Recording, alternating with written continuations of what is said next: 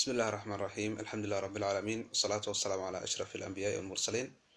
سيدنا محمد وعلى آله وصحبه أجمعين. وبرنامج كيني أها نحور كسونكا درسي لحاد شلay waxaan kasoo hadalnay niyada baan kasoo hadalnay marka wali hal mas'ala oo dhimanaan insha Allah ta'ala maanta ka hadlayno kadibna waxaan gudaha gali doonaa insha Allah shuruudii soonka niyada marka laga hadlayo mas'alooyinka la falanqeeyo waxa kamid ah ku hadalka niyada yani niyada qofku ma ku hadli karaa oo afka ma ka oran karaa mise ma oran karo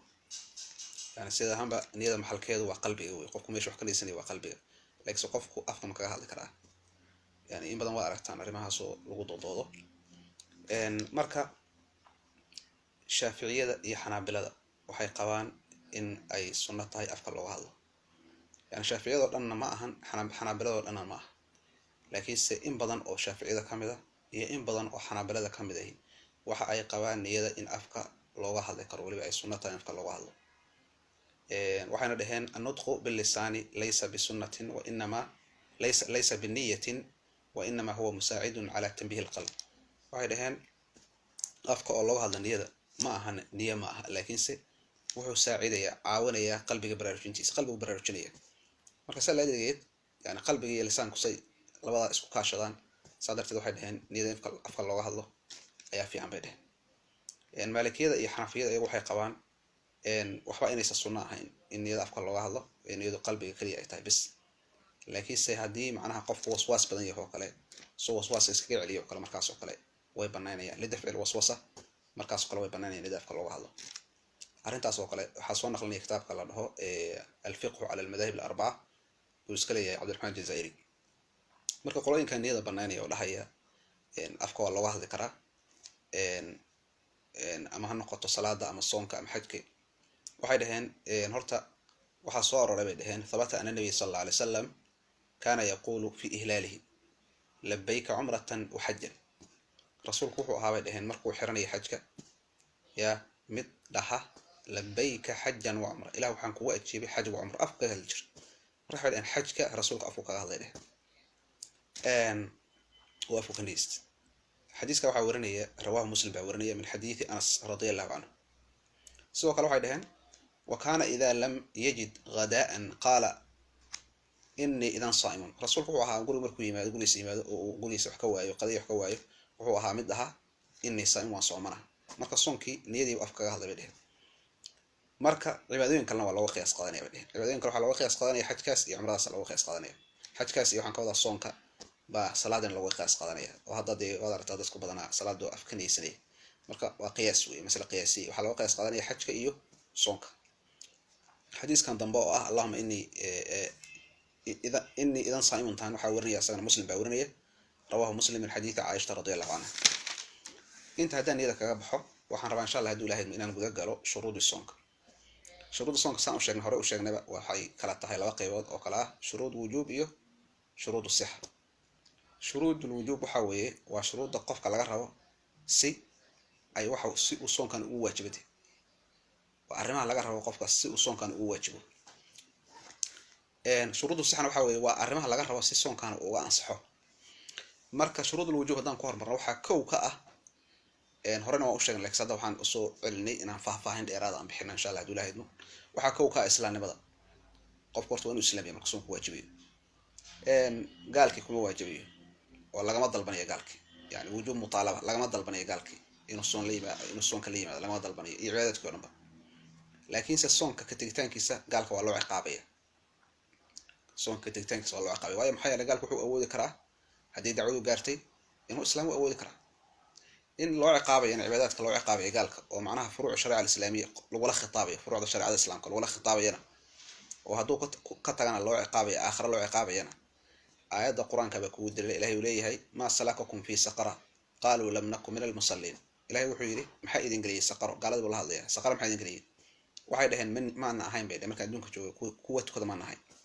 marka ayadan waxay ku tusinaysaa in gaalada loo cadaabayo faraa'ida islaamka ka tigitaankeeda ziyadatan ala adab al-kufr yani waliba adab kaza idaafa ku oo ziyada ku ah adabka loo cadaabay gaalnimada laakiin sagaalka haduu soo islaamo xalal ilay buu noqonayaa wax allaala wixii hore oo dhanba waa laga cafinaya waxaana ku dilay xadiiska ah rasuulku uu lahaa الإسلام يهدم ما قبله إسلام كوحي كوري ودوا بربرني ورني عمرو بن عاص مسلمين وصو صارين sidoo kale aayadda quraanka ahayd bay u dilay gaalada wixii hore dhan loo cafinayay oo ilaahay lahaa qul lil ladina gaalka tusoo islaamka wada wax hore dhan baa loo cafinayay ilaahay wuxuu yiri qul lil ladina kafaru in yantahu yaghfir lahum ma qad salaf gaalada hadii gaalada ka reebto wana soo islaamaan wixii ka horreeyay dhan loo cafinayay marka shardiga koowaad oo shuruudul wujuubka ah soonka shuruud hore shardiga koowaad oo ku ansaxayo waxaan ka wada ku waajibayo soonku waa al-islaam qof qorto waa islaamiga shardiga labaad waxa weeye al-buluq qaangaarku marka siyaalo badan buu ku yimaadaa qofku in waxa weeye ixtilaam la yimaado oo markaas mani ay ka timaado ama ha noqdo gabar ha noqoto ama nin ha noqdo iyo inuu gaaro sanadkii qaangaarka marka waa 15 sano waa sida jumhuurul ulama ay qabaan way ama gabadhii inay xayd hadee doonto 9 sano ku xaydeen marka culimadu majority waxay qabaan sanadka lagu qaangaarayay inuu yahay 15 sano yani qofka hadii calaamadihii kala waday laga waayo calaamadihii qaangaarka muujinaya haduu qofka aysan ka soo muuqanin laakiin sanadka 15 sano uu gaaro qofkaas qaangaar buu noqonaya arrintan waxa qaba jumhuurul ulama shaafiiciyada xanaabilada iyo abi yusuf iyo maxamed ash-shaybani oo xanafiyada kamid ah riwaaya kamid ah xanafiyada asaas qabta arrinkaas waxaad ka helaysaa dad u baahan tahay kitaabka shaafici oo la dhaho uu sheegaya laftiisa uu sheegaya xanaabilada oo kale waxay ku sheegayaan kitaabka la dhaho muqniga uu iska leeyahay ibn qudama xanafiyada oo kale waxaad ka heli kartaa kitaabka la dhaho kanzu daqaa'iq uu iska leeyahay wal barakaat abdullah ibn ahmed ibn muhammad xaafiduddin an-nasafi maalikiyadu ay way ka duwan yihiin maalikiyadu ay waxay qabaan sanadka lagu qaangaarayo haddii calaamadihii markaas qaangaarka aysan joogin sanadka lagu qaangaarayo waxay dhaheen waa 18 sano arrinta maalikiyada waxaa ku waafaqaya xanafiyada qayb ka mid ah inay ku waafaqayaan inkastoo xogaa ay kala duwan yihiin oo xanafiyada qayb ka mid ah waxay qabaan sanadka lagu qaangaarayo oo wiilku sanadku qaangaarayo calaamadihii markaas waxa weeye qaangaarka hadii aysan jirin sanadku qaangaarayo wiilku waxa weeye 18 sano halka gabadhuna ay ku qaangaaraysa dhaheen 17 sano ay wasaas qabaan isku soo duuduub qolooyinkaasi waxay ka qaadanayaan xukunka asaga oo 18 sano qofku inuu ku qaangaaraya aayadda quraanka aayad oo ahayd ولا تقربوا مال اليتيم إلا بالتي هي أحسن حتى يبلغ أشده يعني هؤلاء دوانين أقونك حوليسة إلا بالتي أحسن سيدي وناسند ماهي مركز دائما حوليسة والتجاري إحساس وقنا أحسن إنسان معنا إلا وكجاري أشده مركز أرجس أشده قصة الرأي قصة الرأي أيا وحى فسرية ابن عباس رواية لقولنا يا وحى شيسة وحكوا فسرية ابن عباس وحولي أشد السبي 18 سنة يعني ويلك أشد كيسو وحويه حلو معناها دي أوديسو كامل نقونيس waa 18 sano يا 18 sano marka xagaas ka qaadanayaan sidoo kale Abdullah ibn Jubayr arrinta laga warinaya marka wiilka haduu qaangaaro ama gabadhii markaas soonka waajib ku noqonaya laakiin hadii aysan 18 sano aysan qaangaarin qaangaarka hadba saadonto u fasiro markaas soonka asaga waajib kuma noqonayo waxaan u dalilay xadiiska rasuulka uu lahaa rufi'a al-qalam 'an thalathatin يعني قلمك وحا لغا دلقاday تكليفته وحا لغا دلقاday صدح وحا لغا دلقاday عن السبي حتى يبلغ وعن النائم حتى يستيقظ وعن المعتوه حتى يبرأ يعني وحا لغا دلقاday qalinka oo تكليفته لغا دلقاday cunug yarka ilaa uu ka qaangaaro kan hurdo ilaa uu ka tooso iyo midka xogaa midka waalan ilaa uu ka biskoodo xadiiska waxa soo saaray Abu Daawud في الحدود ترمذي حدود ku soo saaray laakiin cunuga waxa weeye yani cunuga yar qeyr cunuga yariska waxa la amraya soonka hadii uu awoodo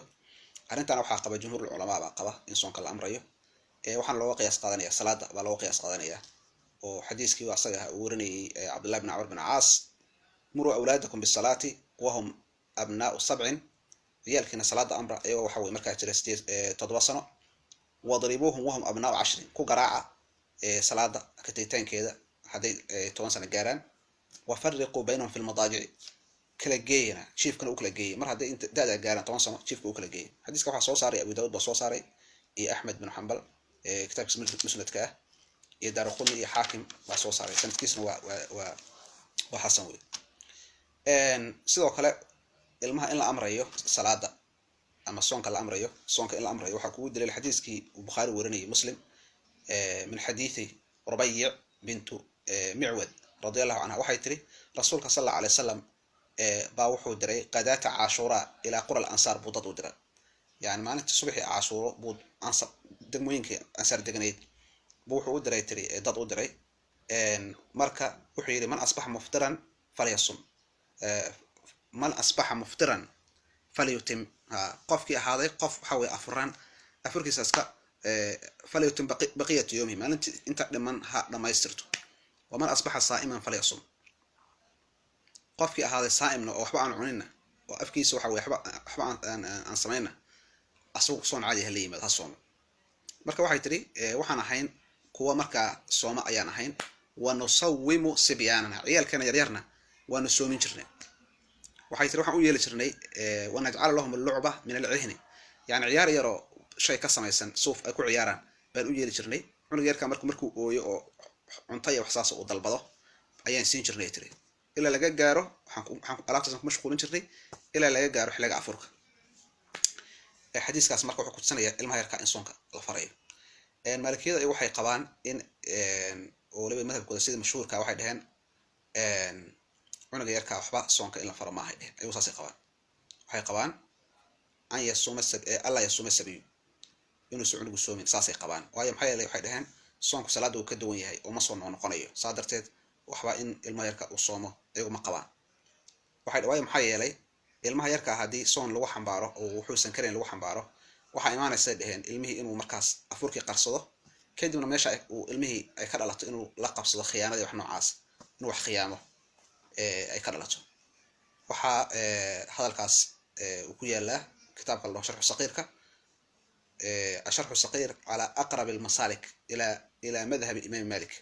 oo iska leeyahay abu barakaat axmed bin maxamed ibnu axmed addibdiili alcadawi mujaladka koowaad safxada 681 marka insha allahu tacala labada qodob baan hadda ka hadalnay oo kamid a shuruudda wujuubka soonka shuruudaha soonka ku waajibayo waa islaamnimada iyo buluuqa insha allah inta kaloo dhimana xalaqaadka dambe baan kaga hadli doonaa insha allah dulaaydi